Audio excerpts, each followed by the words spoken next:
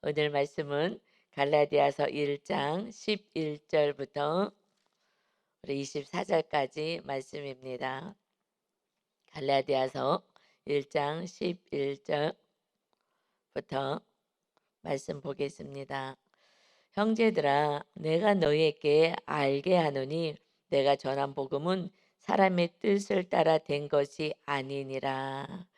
이렇게 지금 고백하는 것은 지금 갈라디아 그 지역의 교회들을 사도 바울이 정말 생명을 다하여서 복음을 전하고, 그리고 교회들이 세워졌는데 지금 예루살렘에서 어, 올- 예루살렘에서 그쪽으로 간 사람들에 의해서 이제 지금 얘기들이 막 들려오는 것입니다.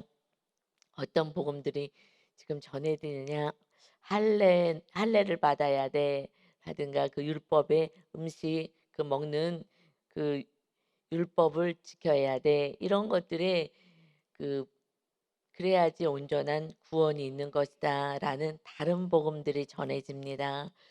그러면서 사도 바울은 그렇게 얘기 안 했는데 라는 이야기를 그들은 이제 갈라디아 지역의 교회들의 성도들이 얘기하니까, 사도가 아니래서 그래 라는 이야기를 하는 거예요. 예수님의 12제자가 아니었잖아, 그래서 그렇게 전하는 거야 라는 소식을 듣는 거예요.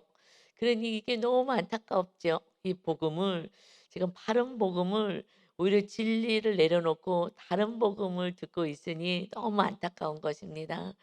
그런데 지금 그 바른 복음을 전했는데, 그렇게 목숨을 다해서 복음을 전해서 들은 그 성도들이 지금 다른 진리를 가지고 있으니 답답하고 속상할 수 있죠. 네, 11절에 그래서 형제들아, 형제들아 하고 정말 애통하고 안타까운 마음으로 이 복음을, 말씀을 다시 전하는 거예요. 갈라디아서 1장입니다. 갈라디아서 1장에, 그러니까 너무너무 안타까운 거죠. 내가 너희에게 알게 하노니 내가 전한 복음은 사람의 뜻으로 따라 된 것이 아니야. 이는 12절에 내가 사람에게서 받은 것도 아니요 배운 것도 아니야. 오직 예수 그리스도의 계시로 말미암은 것이다 하고, 이 복음이 바르고 진짜 복음이고, 이것은 내가 나도 사도야, 사도. 그래서 그때 사도는 세 가지의 기준이 충족돼야 된다 그랬죠. 12제자 가운데 12제자인데, 그래서 주님에게 친히 말씀을 배우고, 그리고 이 말씀을 이제 잘 가진 자가 예수님이 부활하신 모습, 그 부활, 십자가 그 부활을 믿고 보았던 목격자, 그리고 이제 파송된 자, 주님으로부터 파송된 자, 이런 세 가지의 조건이 충족돼야 되는데, 나는 내가 이것은 사람에게 내가 배운 게 아니야, 나는 예수님께 배운 거야 라는 말씀을 지금 첫 번째로 이렇게 증명하려고 합니다.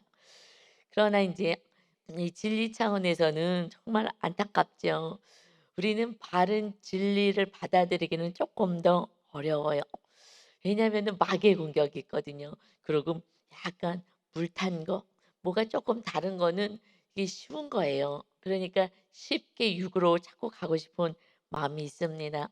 그런데 이 진리는 간단하지만 그거는 따라가기는 참 어렵죠. 이 진리 안에서 그대로 산다는 거. 그렇지 않으면 지금 기독교가 이렇게 욕을 먹고 우리들의 모습이 온전하지 않은 채로 살겠습니까? 진리 안에 거하는 게 쉽다면 말입니다. 그러니 이 진리 안에 거하는 건 정말 정신을 바짝 차리고 말씀 속으로 들어가야 된다고 계속 말씀 전했어요.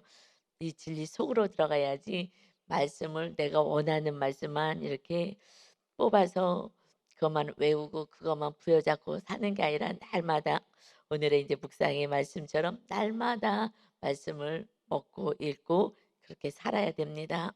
그런데 우리가 좀 다른 각도에서 한번 보려고 해요.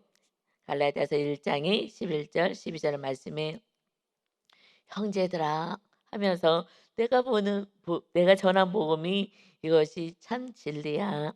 나는 오직 예수 그리스도께서 주신 계시, 이 깨달음을 통해서 말씀이 전한 거야 라고 이렇게 안타깝게 얘기하는 이 마음을 지금 사도 바울의 입장에서 우리가 한번 생각해 본다면 기가 막힐 것 같아요. 야, 어떻게 진리가 아는 것 아닌 그것을 부여잡고 나는 생명을 다하여서 이 복음을 전한 것인데 이것을 하루아침에 저렇게 속히 떠날 수가 있을까? 그리고 "너는 사도도 아니야. 사도도 아닌데 뭐 사도라고 이 복음을 전해." 라고 사도 바울 자체를 이렇게 부정하는 이 모습이 사실은 속상할 수 있죠, 개인적으로는. 나를 몰라줄 때 억울하기도 하고 또 조금 더 심하면 무시감도 있고 이런 감정들이 올라와요. 그래서 우리가 딱 진리 안에만 있으면 말씀을 막 심차게 이러든 저러든 환경이 어쨌든 말씀 따라 사는데 우리가 이렇게 쓰러지거나 속상하거나 자꾸 주저앉게 만들고 하나님의 뜻 안에서 이렇게 전진하지 못하게 하는 것이 우리를 힘들게 하는 우리들이 그것을 받아들이는 마음, 생각 이런 것이 우리를 자꾸 주저앉게 만드는 거거든요. 네, 그래서 사도 바울의 입장에서는 사도 바울도 사람인 거예요. 분명히 이런 갈등, 이런 감정, 이런 것들을 이겨내는 거예요. 다 이겨내면서 그러면서 이제 진리 안에 주님의 말씀을 따라가는 것입니다. 근데 그 당시에는 정말 기가 막히고 코가 막히고 '어떻게 이럴 수가 있을까?' 정말 생명을 다해서 전한 이 진리를 이렇게 헌신짝같이 버리고 나에 대한 그 존재, 사도권에 대한 정말 이 복음이 가짜다라고 할 정도의 그 사람에 대한 그 사도 바울에 대해서 존재를 흔드는 이 상황은 사실은 여러 가지 감정도 순간 들어갈 수도 있을 거예요. 그런데 그 사건, 사도 바울을 흔드는 그 감정의 그 사건들, 속상함 이런 것을 이기고 났더니 아니지. 이게 중요한 게 아니지. 바른 복음을 전하는 게 중요하지. 지금 내가 사랑하는 이 형제들이 지금 속고 있으니 다시 말씀을 잘 전해야 되겠다. 그래서 주옥 같은 갈라디아서가 기록이 된 거예요. 그래서 우리가 지금 이 구약의 말씀을 그 해석할 수 있는 많은 도움이 되는 해설서 같은 것이 갈라디아서인 거예요. 정말 로마서의 축약본 같이 너무 귀한 이 말씀이 기록되고 우리가 지금 이 말씀을 받게 된 것입니다. 그러니까 하나님 안에서는 다 은혜로다. 정말 은혜인 거예요. '왜 이렇지? 정말 속상한데 왜 이런 일이 벌어지지?' 그렇지만 하나님은 우리를 사랑하시기 때문에 다 막아 줄 수도 있어요. 사건과 환경을 다 막아 줄 수도 있습니다. 그러나 하나님이 허락하셨다는 것은 마귀의 공격을 이웃의 공격을 또 환경의 어려움을 막아 줄 수도 있지만 때로는 허락하셨을 때는 하나님의 더 큰 뜻이 있기에 하나님이 허락하셔서 그때 그 갈라디아 그 교회 이런 사건들이 없었으면 정말 그 속상함의 마음을 이겨내고 사사로운 자기의 감정에 매이지 않으니 진리 안에서 주옥 같은 갈라디아서가 기록되고 오늘 우리 손 안에 들어오게 되었습니다. 할렐루야. 그래서 하나님 안에 있으면 은혜인 것이에요. 여러분 정말 큰 뜻을 향하여 하나님의 그 마음을 헤아리면서 우리가 살아간다면 그러면 우리는 현재를 이기고 또 마귀 공격도 이기고 나의 감정, 생각, 환경을 이기는 주님 안에서 큰 믿음으로 세워지는 자녀가 되는 줄 믿습니다. 그래서 13절에 보니까 내가 이전에 유대교에 있을 때에 행한 일을 너희가 들었거니와 하나님의 교회를 심히 박해하여 멸하고 지금 과거에 자기의 모습을 다시 "나는 이런 사람이야." 왜냐하면 지금 사도가 아니라고 그러면서 이 복음 자체를 지금 흔들어 버리고 진리를 흔들어 버리니 그러니 내가 누구인지를 알려주는 거예요. 내가 누구인지를 알려줄 때 나는 사도라고 나는 뭐 이렇게만 좋은 모습만 얘기하지 않고요. 사실 나는 어떤 사람이었냐면은 옛날에 유대교에 있을 때에, 그럴 때에 하나님의 교회를 심히 박해하고 멸하려고 했던 사람이야. 지금 그 자체를 지금 흔들고 예수님의 제자들처럼 존중히 여기지 않고 무시하고 지금 하대하고 있는데, 나의 그 과거의 죄된 모습까지 정말 교회를 오히려 심히 나는 박해하고 멸하고 아예 없애버리려고 했던 자야. 이것을 고백하는 것은요 쉽지 않아요. 지금 나를 인정해 주지 않는데 오히려 더 악했던 자기, 더러웠던 모습, 이런 모습을요 오픈한다는 것은 쉽지 않은 거예요. 남 얘기니까 그냥 그렇게 그냥 듣는 거죠. 이것이 우리는 살아내는 삶이잖아요, 지금 말씀이. 근데 살아내는 사람은 이 말씀이 이해가 돼요. 쉬운 고백이 아니라는 것을 아는 거예요. 그래서 그렇지만 내가 누구인지를 알려면 과거의 나의 연약한 모습조차가 나인 거예요. 아멘. 그래서 오늘의 내가 된 거예요. 제가 주일날에도 5살 때 그 사건을 얘기하며 말했던 것처럼 그냥 그때 5살이든 몇 살이든 그 연약했던 그 모습 모두가 그것이 나인 거예요, 나. 그럼에도 불구하고 하나님이 나를 사랑하시고 오늘의 나를 만드신 이 은혜를 오히려 우리가 나의 그 연약한 모습을 이렇게 얘기했을 때에 이것이 수치가 아니라 오히려 정확하게 진리는요 가리는 게 아니라 진리는 정확하게 그냥 그대로 이야기하는 거예요. 그런데 마귀는 그렇게 하지 못하게 해요. 그래서 아담이 범죄를 했어요. 범죄했을 때 죄인이었을 때는 가리려고 해요. 마귀는 가리게 해요. 속이게 해요. "아니야. 나는 아무 일도 없었어. 나는 좋은 일만 있었어." 막 계속 얘기하고 속이려고 하는 게, 죄가 있을 때는 그 속성이 그래요. 자꾸 가리려고 해요. 그런데 죄를 회개하라는 것이 하나님의 말씀이잖아요. 예수님은 "회개하라. 천국이 왔다." 회개하면 천국이 임하거든요. 그런데 죄가 있을 땐 자꾸 가리려고 해요. 아담이 범죄했을 때 하나님 나무 뒤에 숨었어요. "아담아 너 어디 있느냐?" "제가 범죄하여 숨었나이다." "제가 하나님을 두려워하여 숨었나이다." 그래요. 죄가 있으면 자꾸 두려워서 자꾸 가리고 숨으려고 하거든요. 그래서 나중에 하나님이 죄에 대해서도 말씀하시지만 나중에 다 죄에 대해서 네가 이 땅에서 이렇게 죄를 받을 것에 대해서도 말씀하시지만 나중에 짐승을 잡아서 가죽옷을 친히 만들어 입히셨어요. 그전에는 이 아담은 죄를 졌을 때는요. 무화과 나무 잎을요 계속해서 부끄러운 곳을 가리는 거예요. 전에는 안 부끄러웠어요. 하나도 부끄러울 것이 없었어요. 그냥 홀딱 벗고 있어도 그 자체가 아름다운 거예요. 우리 가장 아름다운 모습이 우리 사람의 모습 가운데 그 인생 가운데 젊었을 때잖아요. 그때 막 그 젊음 그 자체가 정말 아름다움인 거거든요. 나이 들어서 막 성형수술하고 얼굴 그리고 뭐 이거 하고 다 부자연스러워요. 그런데 우리 그 청년들 보면 그냥 그 자체가 싱그러움에 아름다움이 있는 거예요. 하나님 우리를 아름답게 창조하셨어요. 그런데 죄가 들어오니까 부끄러운 나를 만나는 거예요. 내가 부끄러운 거예요. 우리는 부끄러운 일이 없는 거예요. 그러니 이 아담이 계속 무화과 나무 잎을 따 가지고 가리고 따 가지고 가리고, 그런데 그것이 자꾸 햇빛만 나면 그러면 말라 비틀어져서 그러니 또 가리고 또 가리고, 지친 인생을 사는 거는 죄인으로 살 때는요 가리는 데 힘쓰는 거예요. 제가 과거에 얼마나 가리는 데 힘을 썼는지요. 이거는 제가 그렇게 살아서 알아요. 정말 너무너무 가리려고 했어요. 저는 제일 수치스러운 게 양육할 때 나누지만 하여튼 가난한 게 이렇게 저는 수치스러웠어요, 가난이.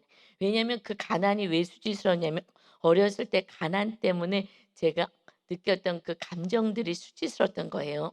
가난 자체가 아니라 그 사건을 가난한 사건을 통해서, 그 구체적으로 얘기하면 제가 초등학교 때 그 집이 참 가난했어요.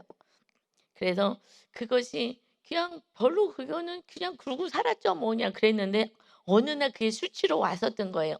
그러니까 어떤 사건이 내가 수치로 느꼈을 때부터가 인제 그 재해석이 되거든요.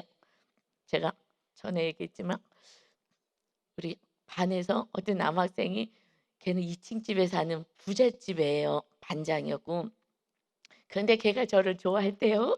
그래 갖고 몰랐는데 어느 날 학교 갔더니 "나 니네 어디 너 집 어저께 너 뒷조짜 가서 니네 집 어딘지 나 알아." 하는 순간 하늘이 무너지는 것 같았어요. 그 어린아이의 마음에. 어머, 우리 집 너무 가난한데 얘네 집 그때 초청받아 가지고 갔을 때 애들이랑 같이 반장이니까.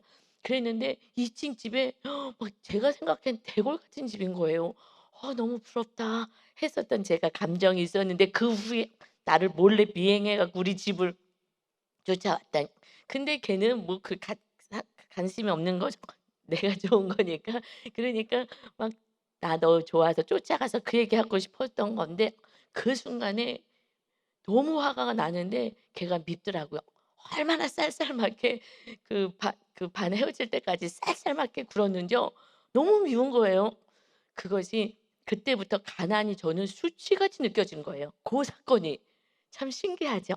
그래서 우리는 어떤 사건이 왔을 때 내가 해석하는 거예요, 해석. 왜냐면 그 집이 2층 집 부잣집 내가 먼저 초대받았기 때문에 우리 집이 '아 부럽다. 이런 집에서 살면 참 좋겠다.'라는 마음이 있었는데 나중에 이 녀석이 미행하고 왔다니. 그거 사실 그게 부끄러워서 이렇게 집에 들어올 때는 한번 싹 돌아봤었어요, 사실은 조금. 그랬는데 하여튼 그 동네 애들이 안 봤으면 좋겠다라는 학 반 아이들이 하여튼 뭐 그랬었던 것 같아요. 그때 많이 좀 어렵게 살았기 때문에. 그래서 그때부터 가난이 수치스럽게 느껴졌어요. 이거를 그래서 제가 결혼을요 정말 사랑하는 사람하고 해야 되는데 다 나를 풍요롭게 해줄 사람이 기준 1 순위였어요. 이 수치를 가려 줄 사람. 그러니까 그 어렸을 때부터 수치 가리는 일에 저는 무화과 나무 잎으로 계속 가리는 거예요. 그래서 그때 왜 그렇게 열심히 막 공부하고 막 열심히 살았어요? 가난에서 벗어나려고. 그러니까 무화과 나무 잎을 이거 갖다 따고 공부로 가리고 '안 되겠다.' 너무 힘든 거예요. 그러니까 이제 좋은 남편 만나서 이 수치를 가려야지. 그래서 인제 다 같이 남편 만나서 이 수치를 또 가려서 가난을 벗어내야지. 여러분 우리는요 무화과 나무잎을 가리는 인생을 산다고요. 온전히 그때 저 교회 다녔어요. 모태신앙이었어요. 이 진리를 하나도 모르니까. 그런데 예수님이 의의 옷을 입히셨잖아요, 의의 옷을. 예수님을 보내셔서 그래서 우리의 죄를 다 담당하시고 의로운 옷을 입혔어요. 지금은요 제가 과거의 사건 다 얘기하잖아요. 하나도 안 부끄러워요. 그게 뭐가 부끄러워 가난이 뭐가 부끄럽고요. 뭐가 부끄러워요. 내가 결혼할 때 사실은 조금 남편을 정말 사랑해서 결혼해야 되는데 그것보다 앞선 것이요. 그 수치 가리는 무화과 잎을 따서 살았던 인생이기 때문에 사실은 내 평생 이렇게 잘 가난을 가리면서 살겠다 했는데 하나님은 무화과 나무 잎을 버려야 되니까 제가 결혼하고 나서 직장을 때려치더라고요. 내가 결혼할 이유가 없는 거예요. 그래서 그때 우울증이 온 거예요. '뭐지? 무화과나무 잎이 너무 빨리 말라 비틀어진 거예요.' 야 이렇게 인생을 우리가 살고 있습니다. 그랬는데 지금은 그것도 옛날에는 사실 그것도 사실 부끄럽더라고요. 이게 조금 순수하지 못하고 결혼도 세상에 이렇게 파렴치하게 이런 모습으로 결혼했어? 그래서 아닌 척하고 이렇게 얘기도 안 했어요. 남편이 지금 얘기도 안 했어요, 그런 말을. 그랬는데 제가 있어도 해요. 왜냐면 지금은 왜 당당하게 얘기하냐. 전에는요. 저렇게 앉아 계실 때는 얘기 안 했어요. 그때는 진정으로 사랑하지 못할 때는요. 약간 미안한 마음이 있어서 못 했는데 지금은 정 제 몸처럼 사랑하거든요. 그러니까 상관없어요. 그리고 남편도 제가 얼마나 사랑하는지 아니까 '아 과거에 가난 때문에 힘들어서 그랬구나.' 그런데 그러든 저러든 하나님이 어찌 됐든지 간에 하나님이 이렇게 좋은 또 배우자를 만나게 하고 다시 회복시켜 주시고 나는 이제 하나님의 택함 받은 그런 의로운 자인 거예요. 이런 거는 부끄러운 일이 아닌 거예요. 내가 의인이 되었는데도 불구하고 아직도 무화과 나무잎을 가리고 수치를 가리고 사는 인생이 부끄러운 것이고 진리를 아는데도 내가 아직도 진리를 바르게 선포하지 못하고 진리 안에 거하지 못하고 주님을 찬양하지 못하는 이것이 부끄러운 것인 줄 이제는 알았어요. 할렐루야. 그것이 부끄러운 것이 내 과거에 무화과 나무 잎으로 살았던 그때는요. 그런 인생을 하나님이 이렇게 의의 옷을 입혀 주신 이 은혜는 정말 사도 바울은요. 의인이 되었기 때문에 나는 이 지금 사도권을 부인하고 그 복음 자체를 지금 흔들어 버리는데 나는 교회를 심히 박해하고 멸하려고 했던 자야. 그는 의인이 되었기 때문에 고백할 수가 있는 거예요. 그 사건이 뭐예요? 그래서 하나님을 만났으니 말입니다. 14절이요. 내가 내 동족 중 여러 연갑자보다 유대교를 지나치게 믿어 내 조상의 전통에 대하여 더욱 열심히 있었으나 그러니까 하나님에 대해서 열심이었어요. 그런데 이 열심은 자기 열심이었던 거예요. 여러분 이것도 제가 살아보니까는요. 전에 제가 열심히 저는 정말 열심히 어렸을 때부터 살았어요. 가난해서 벗어나려니 열심히 산 거예요, 열심히. 그런데 안 되더라고요. 그래서 '안 되겠다. 이거 남편은 누구를 붙잡고서는 또 가려고 살아야지.' 했는데 개인적으로 굉장히 열심히 살았거든요. 그것이 습관도 됐고 산당처럼 제 안에 이렇게 제 삶의 태도가 되었어요. 그런데 어느 날 하나님이 "너 열심을 내려놓으라고 하신 거잖아요." 그래서 '열심히 사는 거 좋은 거 아닌가? 내가 하나님을 이렇게 생명을 다하고 열심히 하는데 왜 이걸 내려놓으라 그러지?' 그랬는데 이제 하여튼 말씀이 있었으니까 이제 워워하면서 이제 내려놓으면서 갔어요. 그런데 그러면 그냥 뭐 나태하게 살아도 돼? 아니에요. 기준이 있어요. 그게 뭐냐면 제 열심으로 할 때 사도 바울은요. 화가 나 갖고 다 죽이려고 그러거든요. 다 잡으러 가는 거예요. 지금 다메섹 쪽으로. 그러다가 하나님을 주님을 만나는 거예요. 기준이 뭐냐면 열심히 하는데 나중에 화가 나고 정죄가 너에 대해서 정죄가 될 때가 있어요. 이건 내 열심인 거예요. 그래서 "너 열심 내려놔라." 근데 지금은 제 열심이 아니라 주님의 열심으로 바뀌었거든요. 그러니까 나는 열심히 해요. 그런데 사실 요번에 다시 하나님이 "너 몸을 아끼지 말아라." 하셨잖아요. 사실 그것은 저는 워낙에 열심히 정말 새벽부터 밤중까지 열심히 사는 사람이기 때문에 근데 그건 알겠어요. 이 말씀은 정말 육으로 열심히 막 지치고 이렇게 하는 것이 아니라 하나님 앞에서 하나님의 열심을 하라는 거예요. 내 열심이 아니라 내 열심을 할 때는요. 너에 대해서 화가 나. "너 이만하면 이제 변화돼야 되는 거 아니냐." 그리고 "내가 이렇게 했는데 하나님 지금 환경을 왜 안 열어 주십니까?" 결국 끝은 분노와 화가 나는 거예요. 하나님과 너에 대해서. 그런데 하나님의 열심으로 갔을 때는 그때는 화가 나지 않아요. 나는 마땅한 거니까.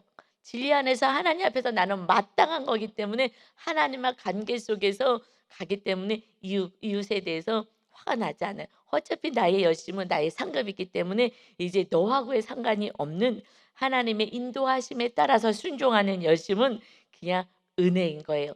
야, 은혜로 해석이 되더라고요. 그전에는 '아 저들은 왜 이렇게 열심히 안 할까? 그리고 이만하면 이제 또 성장해야 되는데 왜 성장을 안 할까?' 이게 올라와요, 내 열심일 때는. 근데 그다음부터는 은혜로 가는 거예요. 하나님 앞에서 하나님이 주시는 힘으로 하게 될 때는 '은혜구나. 내가 은혜를 많이 받았구나.' 은혜로 가더라고요. 할렐루야. 그것이 기준인 것입니다. 아멘. 그래서 그 유대교를 열심히 믿었을 때에 내가 더욱 열심히 누구보다도 열심히해서 그래서 정말 다메섹 그 이방 나라까지 쫓아가 갖고서는 지금 도망가 그러한 기독교인들을 잡으러 그 공문까지 받아 가지고 대제사장에게 가서 공문 받아 가지고 그리고 잡으러 가는 도중에 주님이 빛으로 만나잖아요. 그래서 육의 눈이 순간 한 3일 정도 눈을 닫으셔요. 그리고 인제 아나니아라는 제자를 통하여서 보내셔서 그리고 그 눈을 뜨게 하셔서 이제 육의 눈으로만 살지 않고 영의 눈으로 사는 자로 하나님이 세워 주십니다. 그래서 나는 주님으로부터 친히 받은 이 계시의 말씀을 너에게 전하는 사도인 것이다. 그래서 15 절에 그러나 내 어머니의 태로부터 이렇게 내가 내 열심으로 유대교인이었지만 그러나 내 어머니의 태로부터 나를 택정하시고 그의 은혜로 나를 부르신 이가 그러니까 그전에는 내 열심을 해서 막 분이 나고 화가 나서 이것들 다 잡아 쳐 넣어야지. 감옥에 쳐 넣어야지. 이것들 죽어 마땅한 것들이에요. 분노가 일어날 때는 내 열심으로 가는구나 체크하는 거예요. 그러나 지금은 은혜로다. 돌을 던져서 지금 죽이겠다고 해도 복음 전하는 것이 이제 하나님의 관계 속에 임하니까 은혜로 바뀌더라고요. 할렐루야. 그래서 제가 삶을 살아내니까 이렇게 그대로 돼요. 그래서 이 고백이 나오는 게요. 제가 이거 '아 이렇게 하면은 내 화로 갔다가 은혜로 가는구나. 갈라디아 말씀이 있지.'가 아니라 그냥 살아봤더니 그대로 됐는데 갈라디아서 읽었더니 그대로 적혀 있는 거예요. 너무 신기한 거예요. 그래서 삶에서 말씀으로 우리는 성령님이 이끌어 가시는 거예요. 그래서 이걸 사도 바울도 기록할 수가 있는 거예요. 주님과 함께 주님이 받아쓰게 하자. 자 이제 이렇게 한 게 아니라 그 삶을 지금 오픈하고 나누는 거잖아요. 이것이 그렇게 사는 성도들은요. 같이 똑같은 말을 해요. 그래서 같은 말, 같은 마음, 같은 생각으로 주님이 주시는 그 삶을 살아가는 자들은 하나가 될 수밖에 없어요. 딴소리를 할 수밖에 없어요. 내가 그냥 알아지는 거니까. 근데 내가 그렇게 살지 않고 다른 복음을 가지고 교회 안에서 살아가니까 자꾸 분열이 되는 거예요. 그러니까 살아내기만 하면 우리 교회는 똘똘똘 성령님으로 하나가 되는 것입니다. 아멘. 가정도 마찬가지예요. 가정도 그래서 하나가 되는 거예요. 은혜로 나를 부르셨다. 16절에 그의 아들을 이방에 전하기 위하여 그를 내 속에 나타내시기를 기뻐하셨을 때에 내가 곧 혈육과 의논하지 아니하였다. 지금 사도는 가르침을 주님으로부터 받고 또 보냄을 받아야 되는데 다메섹에서 부활의 주님을 만났고 부활의 주님 만났고 또 보내심을 받아야 되는데 그때에 주님으로부터 그 아나니아라는 선지자를 통해서 말씀하시게 하거든요. 사도행전 9장에 보면 그는 이방의 구원을 위해서 내가 택한 그릇이다. 그러니까 가서 안수해라. 왜냐하면 예수 믿는 사람 다 죽이는 자였기 때문에 무서워서 막 안 가려고 그러는 거예요. 가서 안수해 주라 그러는데 무섭습니다. 그랬을 때 아니다. 이방인의 사도로 내가 불렀다. 말씀을 아나냐 선지자가 받았거든요. 그렇듯이 나는 이제 주님으로부터 보내심을 받은 사도이다. 그래서 나는 이게 혈육한테 배운 게 아니야. 누구한테 배운 게 아니야. 내가 그래서 주님을 만나고 나서 아버지한테 가서 어머니한테 가서 의논하지 않았어. 이것은 왜 이 얘기를 하느냐. 나는 오직 예수님과 함께 예수님의 가르침을 따라서 사도인 것을 지금 변론하기 위해서 이 말씀을 더 기록한 거예요. 그래서 혈육하고 의논하지 아니하여서 또 나보다 먼저 사도된 자들을 만나려고 그러니까 12 제자들 그들을 만나려고 그러니까 먼저 그러니까 끝까지 나는 사도야라는 것을 나는 12 제자들 다음으로 나는 사도로 따로 이 박해하던 자가 세상의 은혜로 이렇게 부름을 받았다. 그래서 이 사도들을 만나려고 예루살렘에 가지 않았어. 그리고 그래서 그들에게 내가 배운 게 아니야. 왜냐하면 그들에게 사람에게 내가 배웠다 그러면 사도는 아니야. 예수님과 그때 함께 있었어야 돼 하기 때문에 그래서 근데 왜 그렇게 그 시대에 그 사도권이 왜 이렇게 중요했느냐? 그때 사도들 12 제자들 직접 예수님부터 말씀을 받은 자 부활한 것을 알고 파송된 그 기준이 없으면 이 여기 성경을 자기가 하나님께 받았다고 계속 이 계시의 말씀을 나 하나님께 받았어 하고 이 말씀들을 전할 거거든요. 그래서 이 지금 신약 이 성경을 기록한 것은 제자들이 그때 이 사도들이 기록했잖아요. 그래서 사도 바울이 반이나 기록하게 되고 하는 것이 그렇지 않으면 이 말씀이 지금 내 말씀이 옳다라고 하기 때문에 그렇게 사도권이 중요해서 틀을 잡은 거예요. 더 이상 다른 복음이 들어오지 않도록 하신 거예요.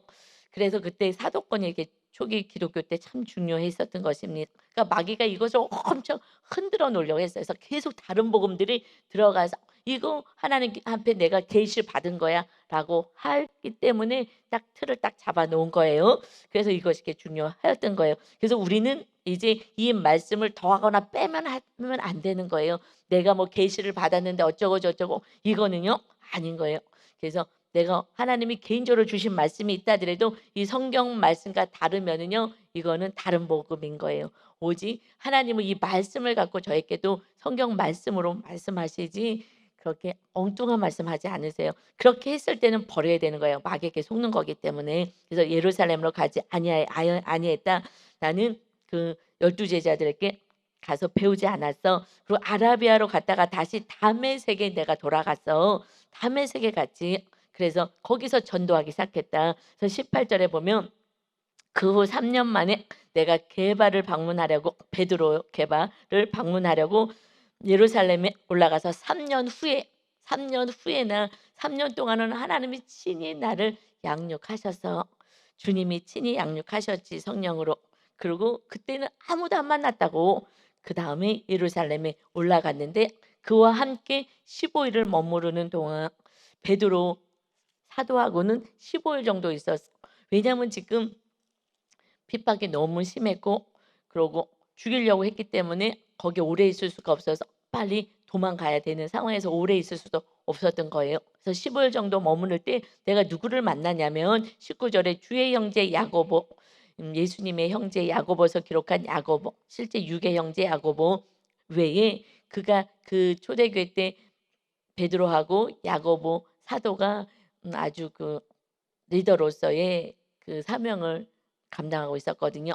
그러니까 그 두 외에 다른 사도들을 보지도 못했어. 그것도 한 달도 있지 못했어. 그 핍박이 너무 심했기 때문에. 그러니까 나는 20 절에 "보라 내가 너에게 쓰는 것은 하나님 앞에서 거짓말이 아니야. 다 이것은 아는 얘기고 사실인 것이다." 그래서 이름을 다 거론한 거예요. 그 후에 내가 수리아와 길리기아 지방에 이르렀으니 이것이 이제 길리기아 지방이 다소 고향이거든요. 그쪽으로 갔다가 그리스 안에 있는 유대의 교회들이 나를 얼굴로는 알지 못하고 그래서 사실 그들은 내 얼굴은 사실 잘 못 봤어. 그리고 그들이 들은 것은 다만 우리를 박해하던 자가 전에 멸하려던 그 사울이 바울이 되었어. 그 믿음을 지금 전한다함을 들었다. 나로 말미암아 하나님께 영광을 돌리니라.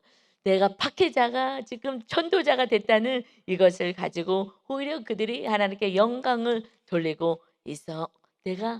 나도 사도인 것이다라고 말해요. 우리가 내가 이런 사람이라고 나를 무시하냐고 이것이 아니라 사도 바울은 이 복음이 내가 전한 복음이 이것이 흔들려질까 봐 이 진리가 흔들려질까 봐 내가 사도인 것을 이야기하는 거예요. 그냥 나를 높이기 위해서가 아니라 오직 하나님께만 영광 올려드리고 싶은 사도 바울은 그런데 어찌할 수 없으니 이 복음이 복음되게 하기 위해서 이야기하는 거예요. 그래서 내가 과거에 나도 이런 모습으로 살았는데 주님이 이렇게 찾아와 주었습니다. 우리는 의의 옷을 입은 거룩한 백성인 거예요. 정말 여러분은 왕 같은 제사장이 이제 되었습니다. 세상 사람들하고는 너무너무 다른 인생인 거예요. 우리 안에는 주님이 함께 하시는 하나님의 자녀들. 그래서 시편 8편의 말씀처럼 너희들은 영화롭고 존귀한 관을 너희들에게 씌웠다. 우리들의 삶은 영화로운 삶인 거예요. 존귀한 삶인 거예요. 그런데 내가 내 삶의 모든 삶의 영역에서 해석을 수치와 부끄러움과 이런 것으로 비교하였기 때문에 내가 정말 낮아지는 모습. 그래서 당당하게 이 진리를 전할 수가 없는 거예요. 내가 부끄러우니까. 여러분 이제 정체성이 회복되길 바라요. 제가 낮은 자존감을 가졌어요. 이 정체성이 회복되기 위해서 공부도 열심히 막 하고 막 여러 가지 것들을 했어요. 왜냐면요. 세상에서 그때는 제가 믿음이 연약했을 때는 세상에서 자존감이 낮은 사람은 높아지려면 이렇게 뭐 열심히 뭐 이것저것 하라고 하는 것들이 있었거든요. 그래서 그렇게 했어요. 세상 지식을 따라. 다 쓸데없는 거예요. 그거 열심히 해도 소용없어요. 또 그 무리에 가면은요 나보다 더 똑똑하고 더 훌륭한 사람이 세상적으로 지식이 많은 사람이 훨씬 많아요. 이건 한도 끝도 없는 거예요. 그런데 어느 날 제가 이렇게 당당하게 되었느냐. 저는 뭐 우리 성도님 많이 알지만 완전히 달라졌잖아요. 이것은요. 제가 정확히 죄인임을 알았을 때예요. 야, 내가 이런 죄인이었는데 주님이 나를 의인되게 하셨다니 이 십자가가 저에게는 반짝반짝 빛나는 거예요. 이 십자가가 저에게는 생명인 거예요. 주님의 어마어마한 사랑이 십자가를 통해서 저는 완전히 경험을 하니 그다음부터는요. 내가 의인이고 의의 옷을 입은 정말 영화로고 존귀한 자라는 것을 제가 영으로 심령 안에 온전히 세워지니 그때부터 제 자존감은요 사도 바울처럼까지는 안 되더라도 그래도 어깨가 펴지고 누가 뭐라 그래도 니네 모르는 주님이 나와 함께한 존재야. 너희들 모르는구나 하면서 주님을 전하는 것에 담대함이 생기고요. 세상에 무섭고 두렵고 뭐 떨 일이 하나도 없게 된 줄 믿습니다. 여러분이 누구인지 알았으면 좋겠어요. 오늘도 당당하게 내가 다 안다. 내가 다 보았다. 말씀하시는 것처럼 이제 우리가 당당하게 주님 안에서 바른 진리 안에 거하여서 바른 진리를 선포하는 모든 면에 영혼 육의 회복이 있는 성도님 되시기를 예수 그리스도의 이름으로 축원합니다. 아멘. 아버지 하나님 감사합니다. 우리는 내가 부끄러운 존재가 아니고 의의 옷을 입은 하나님의 아들의 생명으로 우리를 값으로 산 귀하고도 존귀한 자녀입니다. 내가 박해를 받고 내가 조롱을 당하고 환경이 어려움이 있어도 우리는 스스로가 나는 아무것도 아니야라고 이렇게 이야기할 존재가 아닌 것을 다시 한번 우리가 선포하고 나갑니다. 아버지 하나님과 함께 거하는 인생에 오늘도 찬란한 주님의 빛으로 기쁨으로 감사로 사랑으로 승리하는 멋진 하루 되게 하여 주옵소서. 감사드리며 예수 그리스도의 이름으로 기도하옵나이다. 아멘.